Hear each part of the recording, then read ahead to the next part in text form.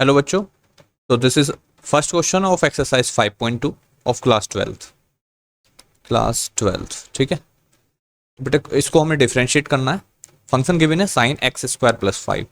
So angle of sine is x square plus 5। तो देखो, इस क्वेश्चन को दो तरीके से कर सकते हो आप। एक तो तरीका है डायरेक्ट, है ना, या फिर मैं जिसको बोलूँ कि आप अगर आपने इसका कॉन्सेप्ट पढ़ रखा होगा तो आप डायरेक्ट करने की कोशिश कर सकते हो कि सर साइन समथिंग का, मैं फिर से कुछ इस तरीके से पढ़ रहा हूँ इसको, साइन समथिंग पढ़ रहा हूँ मैं इसको, है ना। मैं एक्स स्क्वायर प्लस 5 नहीं पढ़ रहा। जैसे हमने पढ़ रखा है बेटे, साइन एक्स का क्या होता है, साइन एक्स का डेरिवेटिव क्या होता है, कोस एक्स, है कि नहीं। तो आप इसको मेरे कहने से साइन एक्स ना पढ़ करके साइन समथिंग पढ़ लो।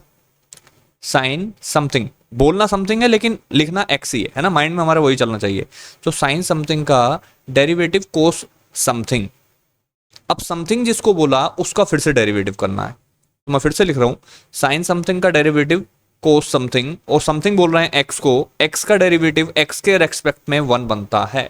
तो अल्टीमेटली आंसर हमारा कोस एक्स ही रह जाता है। Is that clear. लेकिन इस केस में अगर हम देखेंगे तो अगर इसी क्वेश्चन को पढ़ते हैं, साइन एक्स स्क्वायर प्लस 5 को आप बोलोगे कि सर साइन समथिंग पढ़ रहे हैं हम उसको, साइन समथिंग। तो मैंने बोला ठीक है, फिर साइन समथिंग है तो कोस, आंसर बताओ इसका। आप बोलोगे सर कोस समथिंग, समथिंग किसको बोला, लिखो उसको, x square plus 5। Next, sine something का कोस समथिंग हो गया। अब समथिंग का भी तो डेरिवेटिव करना है। तो समथिंग कौन है, समथिंग है एक्स स्क्वायर प्लस 5। अब एक्स स्क्वायर प्लस 5 का क्या डेरिवेटिव हुआ उसको सोचो। एक्स स्क्वायर का क्या होता है सर, 2x होता है, और प्लस 5 तो एक कॉन्स्टेंट है, यानी कि दैट विल बी 0। तो केवल 2x लिख दूं क्या, कोई जरूर थोड़ा ना 2x प्लस 0 लिखो, तो दैट मीन्स 2x आएगा। अब वो इस सब के साथ में मल्टीप्लाई में आता है, तो ध्यान रखेंगे ये जो 2x है, this is not multiply with this angle. ये तो एंगल है एक्स स्क्वायर प्लस 5 का, वो किसके साथ में मल्टीप्लाई आया है, कोस के साथ में मल्टीप्लाई में। तो दैट मीन्स आप इसको फाइनली लिख सकते हो कि सर आंसर हमारा बनेगा 2x cos x square plus 5। तो ये तो था डायरेक्ट मेथड, है ना। ये बच्चे वो करते हैं जो जिन्हें काफ़ी सारी प्रैक्टिस हो जाती है, तो फटाक से करने लगते हैं। एमसीक्यू में बहुत काम देता है, और जब बड़े बड़े क्वेश्चंस आते हैं तो वहाँ पर भी डायरेक्ट मेथड यूज़ कर लेते हैं। बट अभी यहाँ पर हम जैसे यही क्वेश्चन है और सपोज करते हैं 2 मार्क्स में क्वेश्चन आ गया ये, बोलो 2 मार्क्स लायक भी ये है नहीं, बट फिर भी थोड़ा सा मैं मान करके चल रहा हूँ कि एक छोटे से, एक बिल्कुल जो स्टार्ट कर रहा है पढ़ना उसके लिए 2 मार्क्स का कह सकते हैं इसको, है ना। ओके, तो सबसे पहले आपको लेट करना है। Let me take white pen.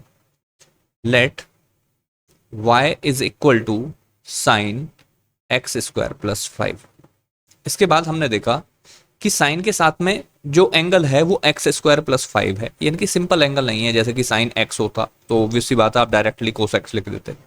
तो ये जो एक्स स्क्वायर प्लस 5 है इसको कुछ अलग लेट कर लेते हैं। तो पुट कर लेते हैं कि पुट किया हमने t equal to x square plus 5, यानी कि एक्स स्क्वायर प्लस 5 की जगह हम t लिखने वाले हैं। ठीक है क्या, तो हमारे पास जो क्वेश्चन बनेगा बेटे, क्वेश्चन क्या बन जाएगा, y equal to sine t बनेगा क्या भाई, एक्स स्क्वायर प्लस 5 की जगह आप टी लिख रहे हो, so this will come y equal to sine t. Now think about this, this is now y equal to sine t. y एक फंक्शन है जो t के टर्म्स में गिवन है, यानी कि साइन का एंगल t है इस बार। तो हमें इसको इसको t के रेस्पेक्ट में डिफरेंशिएट करना है। ध्यान से देखेंगे, t के रेस्पेक्ट में, और जो ऊपर जिसको पुट किया था अभी t equal to x square plus 5, इसको भी डिफरेंशिएट करना है। Now this is t equal to x square plus 5, इसको x के रेस्पेक्ट में और इसको t के रेस्पेक्ट में। अब देखने में ऐसा लग रहा होगा सर डायरेक्ट आंसर यहाँ से मिल रहा है बड़ी जल्दी, ये क्या ही प्रॉब्लम है इतनी, किसको t के रेस्पेक्ट में करना है, किसी को x के रेस्पेक्ट में। तो बेटे एक बेसिक तो यही है जो मैं पढ़ा रहा हूँ आपको, है ना, सब्स्टिट्यूट करना। ये तो डायरेक्ट मेथड है, बाय प्रैक्टिस से आपको आता है, लेकिन बेसिक तो यही है। तो चलो करते हैं इसको डिफरेंशिएट। तो बनेगा आपके पास t के रेस्पेक्ट में कर रहा हो तो बेटा d y over d t is equal to sine t का क्या होगा सर, कोस टी होगा। या फिर मैं बोल लूँ साइन समथिंग का क्या होगा, मैं फिर से इसको समथिंग बोल रहा हूँ, साइन समथिंग का कोस समथिंग। अब समथिंग किसको बोला, टी, टी को, टी का क्या होगा सर, टी का टी के रेस्पेक्ट में ही आंसर 1 बनेगा, जैसे एक्स का एक्स के रेस्पेक्ट में आंसर 1 बनता है। तो डॉट 1 लिखने से कोई फायदा नहीं है, क्योंकि 1 की मल्टीप्लाई कोस टी से करोगे तो वही बनेगा। So that means this will be the answer only cos t. Next, as हमारे पास क्या था, t is equal to x square plus 5, इसको x के रेस्पेक्ट में डिफरेंशिएट करना है। Differentiate with respect to x. और तो मुझे यहाँ पर भी लाइन लिखनी चाहिए, मैं लिख देता हूँ differentiate with respect to t. Next ये बनता हमारे पास d t over d x is equal to d over d x of x square plus 5। ठीक है, जिसको डिफ्रेंशिएट किया उसको मैंने इस तरीके से ब्रैकेट में लिख लिया। Next d t over d x is equal to x square का करोगे तो 2x बनेगा, होपफुली आपको याद है वो identity, x to the power n, या फिर मैं बोलूँ formula d over d x, x to the power n क्या बनता है, n x raise to the power n minus 1, यानी कि एक्स की पावर को आगे लिख करके और पावर एक कम कर दी जाती है, दैट्स इट। इस तरीके से आप समझ सकते हो। सो दिस इज 2x और प्लस 5, 5 एक कॉन्स्टेंट है तो उसको 0 होगा, that mean D t over d x हमारे पास 2x बन चुका है।